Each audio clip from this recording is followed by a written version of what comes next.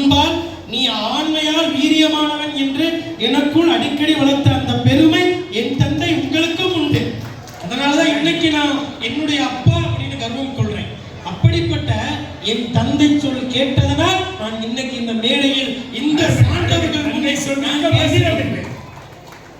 திருக்குறள் இருக்கு இல்லையா, மகன் தந்தை காட்டும் உதவி இவன் தந்தை என்னோற்றான் கோழியிடும் சொல். இன்னைக்கு என் தந்தைக்கு நான் ஏதோ சின்ன கடமையை செய்து கொண்டிருக்கிறேன். சின்ன கடமை இல்ல, பெரும் கடமை. என் குரலிலும் உச்சம், என் ஆற்றலுக்கான பேச்சிலும் பன்மடங்கு. இதுதான் அவனியின் உருவாக்கம் என்று அண்ணாச்சி ரவி அண்ணாச்சி பார்த்து வியந்து போய் நிற்கிறார். அந்த கதையை சொல்லி நிறைவு செய்யறீங்க. அடுத்த பேச்சாளர் ரெடியா இருக்காங்க.